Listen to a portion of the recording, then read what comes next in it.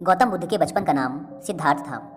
अक्सर सिद्धार्थ एकांत में जाकर ध्यानमग्न रहा करते थे। एक दिन की बात है, सिद्धार्थ अपने उपवन में एक शांत जगह इसी प्रकार ध्यानमग्न थे कि तभी एक घायल हंस उनके सामने आ गिरा, जिससे उनका ध्यान भंग हो गया। जब उन्होंने अपनी आंखें खोली तो देखा कि सामने एक सफ़ेद हंस तीर के वार से बुरी तरह घायल पड़ा तड़प रहा था। उसे देखते ही सिद्धार्थ का मन द्रवित हो उठा और उन्होंने उसे तुरंत उठा लिया। धीरे धीरे वे हंस को सहलाने लगे और फिर पास के सरोवर में जाकर उसका घाव धोकर उसके शरीर से धीरे से तीर को निकाला। तीर निकालते ही वह दर्द से तड़प उठा। तब सिद्धार्थ उसे धीरे से सहलाते हैं और उसके घाव पर पट्टी बांध देते हैं। उसी समय एक ओर से कुछ शोर होता है और उधर से उनका चचेरा भाई देवदत्त आता हुआ दिखाई देता है।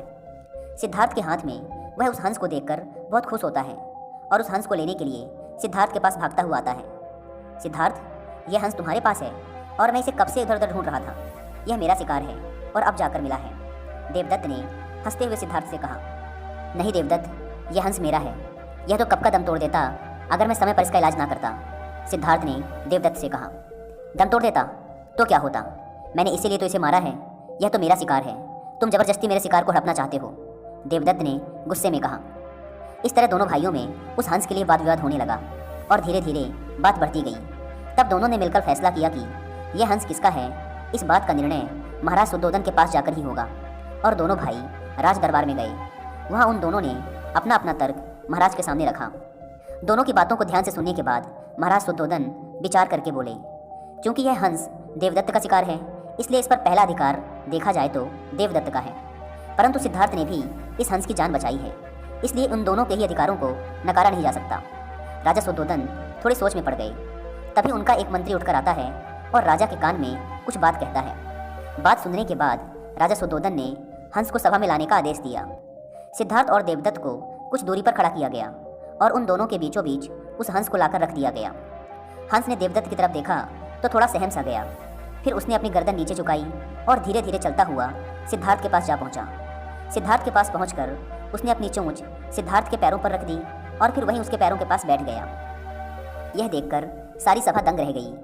इसके बाद राजा शुद्धोधन ने अपना निर्णय सुनाते हुए कहा, मारने वाले से बचाने वाला बड़ा होता है। इस हंस ने अपने असली मालिक को खुद चुना है, इसलिए ये हंस सिद्धार्थ का हुआ। महाराज शुद्धोधन का निर्णय सुनकर सिद्धार्थ की आंखों में एक चमक आ गई और वे उस हंस के शरीर पर धीरे से अपना हाथ सहलाने लगे।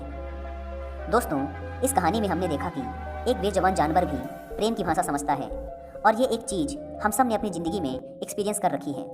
एक किसान के लिए उसके बैल उसके प्रेम को महसूस कर सकते हैं। हमारे पालतू कुत्ते बिल्ली भी हमारी आत्मिक प्रेम भावनाओं को समझते हैं, क्योंकि प्रेम एक एहसास है जिसे समझने के लिए किसी भाषा की ज़रूरत नहीं है, बल्कि इसे तो महसूस किया जा सकता है, जो कि हर एक जीवित प्राणी कर सकता है। इसलिए दोस्तों, हमें भी इन बेजुबान जानवरों के प्रति एक प्रेमपूर्ण नज़रिया रखना चाहिए। इनके प्रति हिंसक नहीं बनना चाहिए, क्योंकि इनके अंदर भी एक जान है और इन्हें भी दर्द होता है।